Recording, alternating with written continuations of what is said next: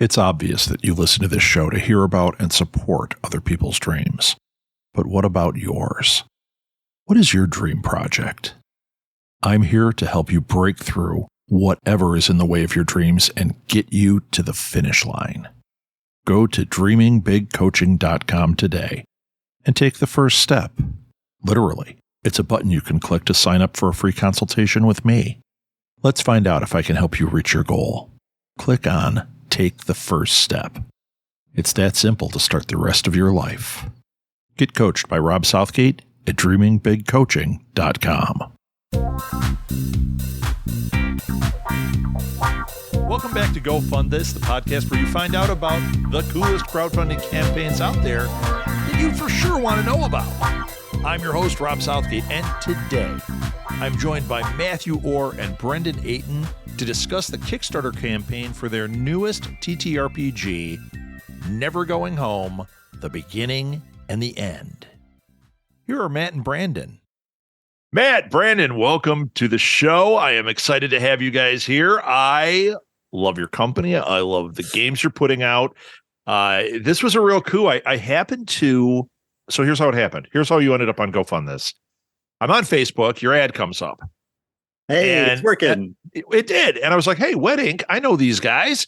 I click on it and I start scrolling through your Kickstarter. And I was like, hey, I should reach out to these guys. And then I see friends' names all over your thing. And I went, okay, now we really have to talk because you have some awesome people involved in this. This is just a real pleasure. So before I let you say who you are, anybody listening, the game, let's get it right out on Front Street. It's Never Going Home, The Beginning and the End. You can find it on Kickstarter. You can look up Wet Ink Games. You can look up Never Going Home, The Beginning and the End.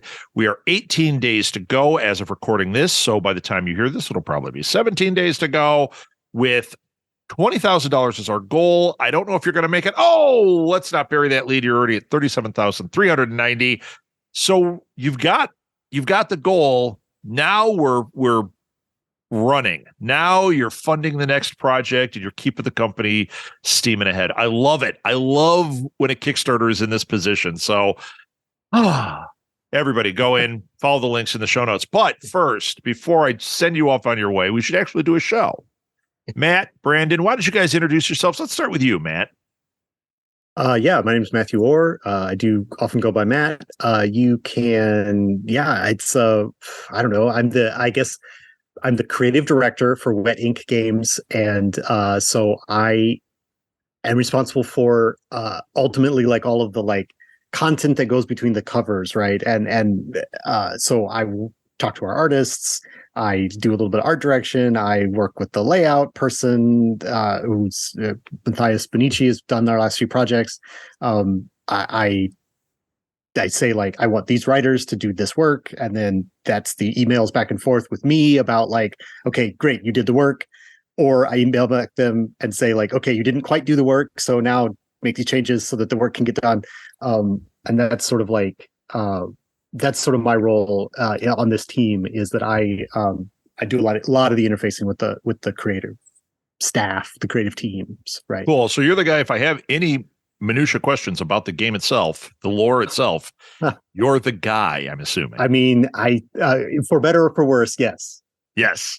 All right, Brendon. Why don't you tell people who you are, what you do? Yep, I'm Brendon Aten. I'm the business director, co-owner of Wet Ink Games with Matt, and one of the core system designers of the Plus One system that Matt and I created. We use it in a number of our games. I'm also, as Matt said, he's responsible for kind of what's between the covers. I'm responsible for getting those covers where they need to go. Making sure our projects are planned out for a Kickstarter, making sure we get to conventions, making sure that all of our bills are paid, our writers are paid, our artists are paid, all of that stuff, making sure that the company stays afloat and keeps going forward. So there's a lot of stuff that goes into managing a company. It's not just like, hey, I made a thing. It's okay, now what? And so I'm responsible for a lot of the now what. Perfect. Awesome. So, Wet Ink Games. The game is Never Going Home. At the beginning and the end. We have to be specific about that because there are quite a few Never Going Home games. I'm loving this. We've got Eldritch Horror in the Trenches of World War One. Now, that's it. That's the pitch. There you go. If you like it, go back it now. That's really all you had to say. Everything you said in there made me want the game. So that's fantastic. Plus, on your website, you also have one called Heckin' Good Doggos, which to me is like that's a layup. We're playing dogs. Yeah. Like anyone that listens to my other show, TTRPG Insider, has heard me mention I'm a huge fan of bunnies and burros.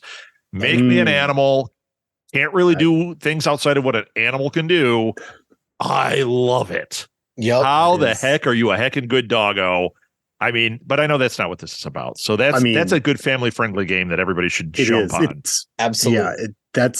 Yeah, we finished that up, and that came out at the end of last year as a family-friendly game because we've done so many other horror games. We wanted to broaden our palette and our offerings.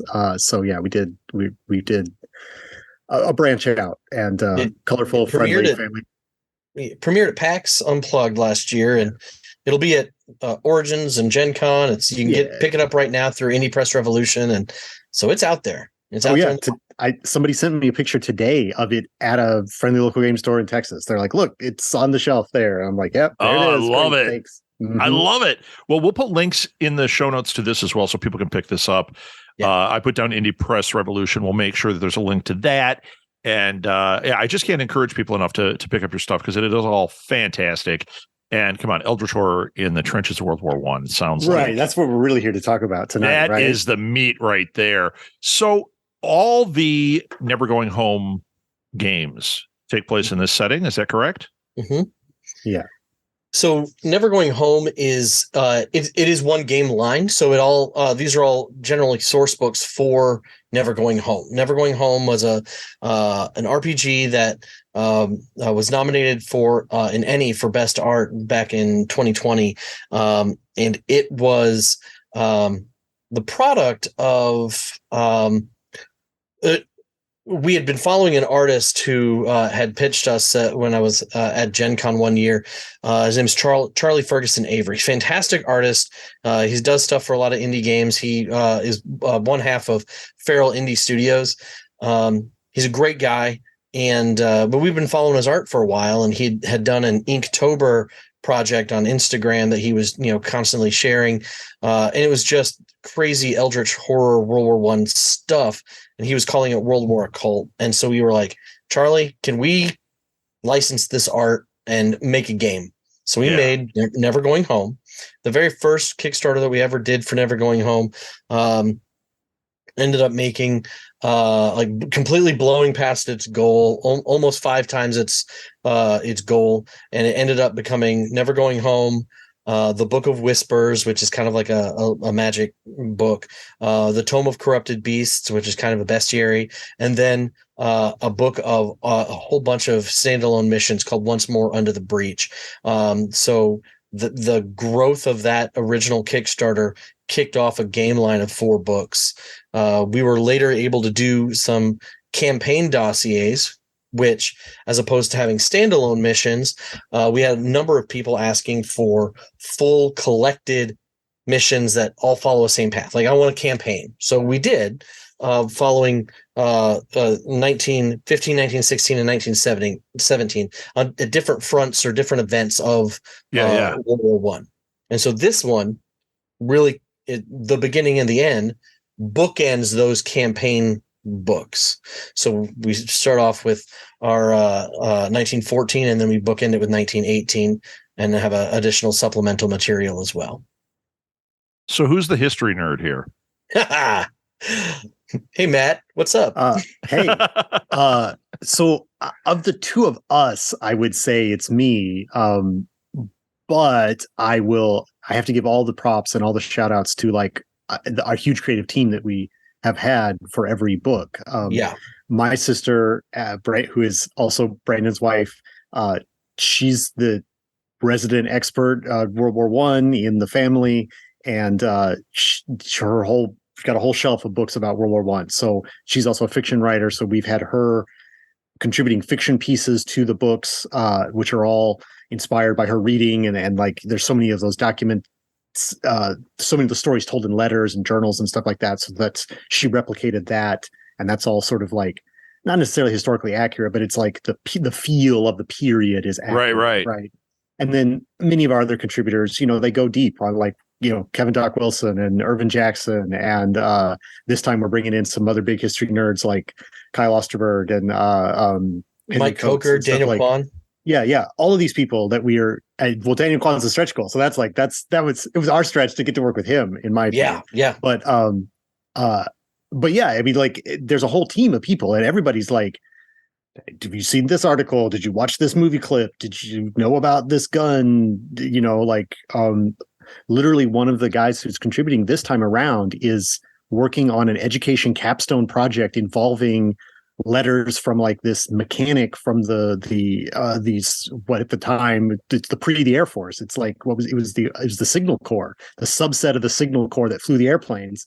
It's like they had mechanics, and this guy, it's Mike Coker, he's got whole letters from the front from this guy writing to the woman who became his wife, and those are like, he's got this whole story from the family of those two people on down, and like then he gets to put some of that knowledge into the game. So, I mean, I do like history, but I'm not an expert on the field as much as some of the people that we've gotten to work with. So yeah, that was a big long-winded answer, but yeah.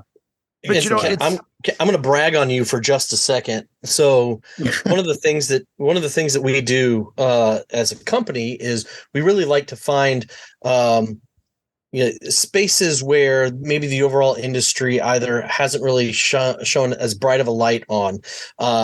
So like we have a post-apocalyptic game called Tenebria, Remnant of Rome, but it's a post-apocalyptic game where the apocalypse is the fall of the Roman Empire. A little history thrown in there. Never Going Home, we were like, we really want to tell a horror game or write a horror game, but we want it to be in one of the most horrific times in human history of World War One. Right. Which is, again, you get plenty of World War II games, but World War One is often neglected. So these are deliberate choices that we make, and we've written a number of games that are or produced a number of games that are all have historical bents, and Matt is so good at identifying like, oh, did you hear about this one weird thing? Let me show you about it. Boom, yeah. I heard about it on this podcast, or I read about it in this book. Yeah, it's almost always a podcast. Yeah, but let me tell you, it's I'm like, no, I have not heard about that. Please, I'm an empty vessel. Fill me with your knowledge. Yeah, and you're right. Identifying World War One is kind of key because everybody wants to jump in on the Nazis. Everyone wants to get on World War II, and there's so much weirdness there. But World War One, to me, there's so much iconography tied to World War One. Things you can play with there. That's why when I read the description, I'm like, yeah, this is going to be interesting because the technology is even more basic than World War II. Like things are happening. I love the do you guys get into any of the aerial stuff from World War One? Because that's some fascinating stuff. It would be interesting. I mean, Never Going Home is a relatively simple game, so it does not have what I would call elaborate vehicle mechanics. Sure. They do exist, but they're not robust. Sure. We do have some missions that go into, like you're dealing with, with aerial phenomenon with, hey, here's we have a one of our writers who's like, oh, the Red Baron's a wizard, joking around. But, but it's one of those things where it's like, we definitely touch on some of that. And, that close to the advent of human powered flight, it is almost unavoidable that people are going to want to bring that into their game, especially because, you could potentially throw a rock and bring a plane down if you really want. Right. Yeah. That's why I was thinking it would be perfect for this because they'd be so squishy, but everyone would want to jump in one and then certainly, hit the ground.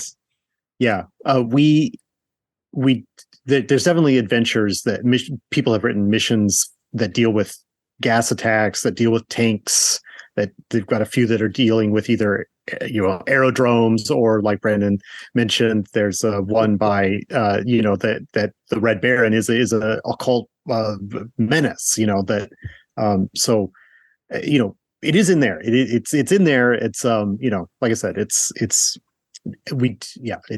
I don't know where I'm going with that, but like it is in there. Let's all just those go with things that. are in there. Yeah. But I mean, that's part of what makes the horror of World War I horrible, is that like that the scale of the mechanization and the dehumanization that then results, and that's sort of Charlie's whole thing from the very beginning. You talked about the iconography of the war for Charlie and his original set of art, and then we've asked him to follow through because it's so evocative, is the gas masks.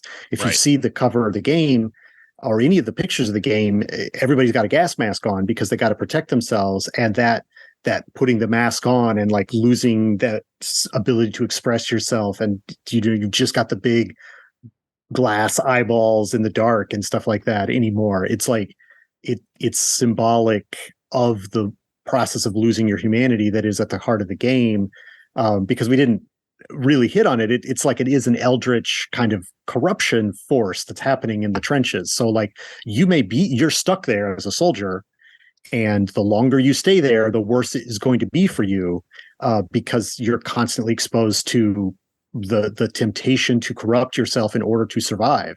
And either you're going to be killed outright by the mundane things, or you're going to succumb to supernatural things, and then you've lost yourself. And so that's why the game is called what the game is called. It's like, yeah. Oh, I love it. Okay, let's get into the Kickstarter itself. Sure. So what we always talk about are the different tiers. I like to have the creators highlight a couple they think that the audience would be most interested in. If you had to pick two of them here, what would you say? You got a lot. Pick three. Can we both choose? Because they may be two separate ones. So first and foremost, I know that we have people who have very limited shelf space. I fill up shelves all the time in my house. I just keep buying more and moving them around. So we definitely have an option for people to buy every single Never Going Home book at a discounted rate. For $200, you can get everything that has been written for Never Going Home. And it comes both physically and digitally. We also have for $75, we have all of the PDFs, which are also at a discounted rate from our drive-through RPG rates and things like that. So if you wanted to get in from the ground floor and get everything possible, we offer it in two separate ways to get that. This campaign will create the 8th, 9th, and 10th books. So there's 7 in existence already, and this will create the 8th, 9th, and 10th. So if you're getting 10 products there either way you go. Plus all of the unlocked stretch goals, which we are presently working on our 10th, I believe. So, yep. Matt, I can't imagine you have others that you want to highlight, but I don't think you can beat those. Those are great. I mean, obviously, if you are new to if you are not new to the campaign, like the basic pledge level is you will get these 3 books for $50. The 3 new books for $50. Yeah, that's the print and PDF. Print and PDF. Print and PDF. Yeah, like there's no separate. I mean, there's digital only tiers, but if you're buying physical books, we'll give you the PDFs too. Like, there's no reason not to. Right. From our point of view.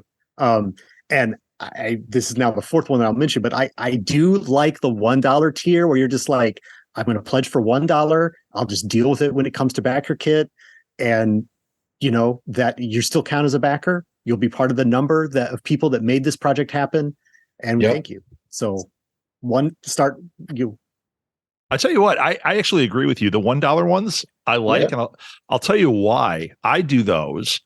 And sometimes it's what happens is it'll come back. Okay, so the Kickstarter's over, whatever. I get the updates, and I still look at them and go, and then the add-ons kick in, and then I jump in. So Right. even though like this is fully funded and we know that this has legs and we know that we're helping fund the next game or keeping the company going, I love that because it does get me. It gets me all the time. So yeah, there's nothing wrong with the $1 pledge. Although there's nothing wrong with the $200 pledge either. So if you want to do it, you know that I'll tell you what, those all do look really good. I love how you broke that up. I love the 200 and the 175 with the books and everything. I think that's just an exceptional way to do it, especially for somebody who maybe either has played and is like, yeah, I'm all in on this, or hasn't played but can tell, like me, I'm reading this and going, oh hell yeah. Yeah. This Well, is a game there's I some want to play. there's some people who just want the books because, you know, our system uses standard playing cards and standard 6-sided dice. Right. We made a deliberate choice when we created the system that you could go to your grandma's house and raid the junk drawer and you could play this game. Right. You could There you find go. five dice in your Yahtzee set. You could find a deck of cards. You're good to go. But we like to make our own custom decks for our game lines that have thematic art that just feel right. Actually, the card deck that we made for this, all the face cards have unique art from Charlie Ferguson Avery, which is only found in the card deck. It's not found anywhere else. It's not in the books anywhere. So it's only in the card decks. And then we are making a set of 10 6-sided dice, and that $200 level gets all of that stuff as well. But yeah, so we want people to be able to. We want people to be able to have the table presence if they really want to sit down and go to a con and start chucking dice or flipping cards and have people say, "Oh, what's that?" Mhm. Or slip it into your grandma's card drawer and see how she reacts. Yep. If anyone does that, please let us know. And film it too. Yeah, please. That's an actual play I will sit through. Okay, so now we move into the stretch goals, which you guys have done a great job with these. You're already how many into it? I can't even count that quickly. 10 into it, something like that. The next one is at $38,000. The next one after that is $40,000. You've got 18 days to go. Yeah. I mean, you guys would have to stop to not hit those. It says in more to come. Yep. Are we going to see those revealed pretty soon? Some new stretch goals? As soon as we get to $38,000, we generally like to reveal them 2 at a time. So once we unlock Josh Heek, who he had done some work for us for our most recent game, Psychic Kids. He wrote the scenario that's in the core book for Psychic Kids. And he's done some other stuff in the industry. Josh is a great guy. But we're once we unlock him, we'll reveal the one after Sarah. We have because we've been tearing through these faster than even we anticipated. We definitely have been reaching out to a bunch of our other friends in the industry, people who've worked for us in the past, people who we've expressed interest of working with. In the indie games community and just kind of gauging their interest. And so we have some really, really cool stretch goals lined up from this point forward as well. Yeah. Phenomenal. We have new people that are writers on the main part of the book because these ventures, There's adventures in every book and there's new people that we haven't worked with before that are part of that. Some of them new to the industry or they're not really, they're like, I mentioned some of the names before. They're like people who are like fans of this game or that they're history people that we know that we invited them to contribute. Yep. With the stretch goals, we really wanted to bring in like our industry friends, like the people that we haven't specifically worked with before, like, Jess Geyer and Alex Sprague and Mitch, and reaching out to Daniel Kwan, who also did a World War I game, not a supernatural one. So just a regular Ross Rifles, supernatural if you haven't game. seen it, check it out, by the way. Yeah. What's that one called? Wait. It's called Ross Rifles. Ross Rifles. Okay, I'll have to find it so we can put a link in here. So that one is a PBTA game about World War I, and it focuses on Canadians, the Canadian experience in war. And because Daniel Kwan is a Chinese Canadian, he really tried to put a lot of like also there were Chinese Canadians who went to Europe as part of the Canadian effort and stuff like that. So it's based on a lot of his like, and he's a museum. He's an archaeologist and a He's an museum archaeologist guy. by trade, right? So like wow. he like called up the War Museum and was like, I want to see the Ross rifle, the only Canadian designed gun to be in World War One, and they had him come down and they showed it to him, and that's his story. I shouldn't even have told it. Go listen to his content for that. But like, There you go. it's he. Well, you know what? Did you But interview that's why him on your no, show? I didn't. No, I didn't interview him for my show. I listened to his podcast and he talked about it. But the reason why I mention it is because like these are the people that we wanted to work with. So like we put them in the stretch goals as like we've had our team, the team that we have been working on the 3 books they got started in October. These are the people that we were working with. So like stretch goals are like, these are people we also want to work with, who we haven't worked with before, who we haven't given these other new people a chance to play in the Never Going Home pool. So like, and some of them may have played with, hey, this person wrote for Heckin' Good Doggos, or maybe this person wrote in this other thing, but Never Going Home is kind of our flagship line. And, they have expressed interest, as Matt said, we wanted to work with them. Cool. Oh, Bridget Jeffries. How can I forget Bridget Jeffries? Oh gosh. Yeah. Bridget's amazing. She's worked with us before, but not for Never Going Home. So this is an opportunity to bring all these people in. Okay. I'm going to say it again. You can go to Kickstarter, look for either Wet Ink Games, look for Never Going Home, the beginning and the end, and you'll be able to support this Kickstarter. And once again, links will be in the show notes. And also on there, you can watch an actual play, which is fantastic. It looks like you've got a review on there. You've got some other things, some other content that they can watch and interact with. This is just awesome. Like there's a lot here. Plus you have interviews that you guys have been putting on your YouTube channel with some of the creators. Absolutely. I see Henry Coates and Sarah or Aten. I'm going to say the name wrong. Aten. Did I say it right, Brandon? You got it. All right. You got it. Man, I almost got Aten in there. You got me all mixed up. And Mike Coker, you've mentioned on here also. You got those interviews. Mm-hmm. One thing I'll tell the audience that I have not, I talked about with you guys earlier. I have another show called TTRPG Insider, which I will have you guys on in the very near future. We'll start talking about your next game there. But for now, I'll start sharing your Wet Ink Wednesdays on our social media. So if you're a fan of TTRPG Insider, you can also get these like bonus interviews from Wet Ink Games and start supporting them that way too. So that way we can kind of, fill people with all the love of Wet Ink Games. That sounded weird. I'm not going to say that. So there you go. Okay, guys, where can people find you? I told them where they can find the Kickstarter stuff, but where can they find you? So we are all over social media. So I primarily manage our Facebook and our Twitter accounts, Wet Ink Games on both Facebook and Wet Ink Games on Twitter. I also would be remiss if I did not shout out some of the work that Mike Coker's been doing on I think the name is the unofficial Never Going Home fan page. So it's just fans talking about Never Going Home and doing that stuff on Facebook. So check that out as well. And Matt manages some of our other stuff. Yeah, I'm primarily posting on Instagram a lot of art from the games and cool. Sharing, kibitzing with other artists in the industry, sharing their work and stuff like that, and doing that. And then I live on Discord these days, so we have a Wet Ink Games Discord. If you could search for the link, or you can ask us on one of the other places to have the link.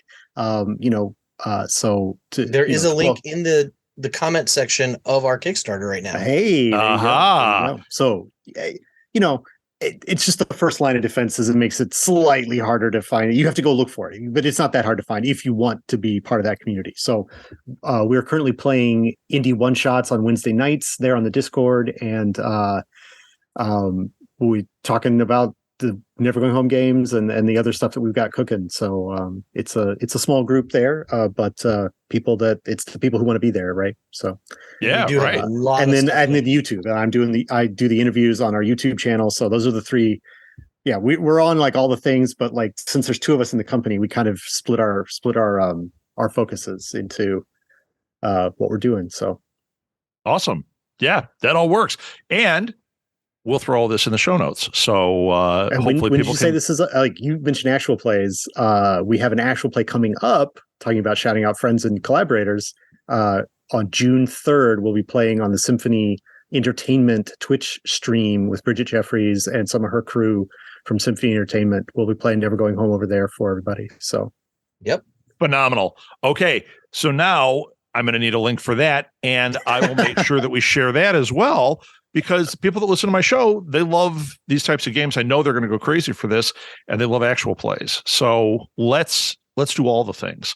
And I will join your Discord, I promise you, and I'll share this episode for you guys there so you can spread that around too. Absolutely. Brendon, Matt, thank you so much for being on. This was a true pleasure. You are invited anytime in the future, whenever you have a Kickstarter, you got a game coming out, or you just want to jump on and talk smack about stuff. I'm here for you. ooh, Thanks, guys. Excellent, Rob. Thank you. Thank you. The Kickstarter for Never Going Home, The Beginning and the End ends on June 10th at 9 p.m. Central Time. Go to Kickstarter and support this wonderful tabletop game, and be sure to tell your friends about it. Thanks again, Matt and Brendon, for coming on the show and sharing this incredible project with us. If you or anybody you know has a crowdfunding effort about to launch or currently going, send them our way. I love to share cool projects and to help people reach their goals. You can connect with me through the Go Fund This Podcast Facebook page or via email directly to rob@smgpods.com. You can find a link to this Kickstarter and any other links we discussed in the show notes. Go Fund This is a production of Southgate Media Group, hosted, edited, and produced by me, Rob Southgate. Thanks again for listening to Go Fund This.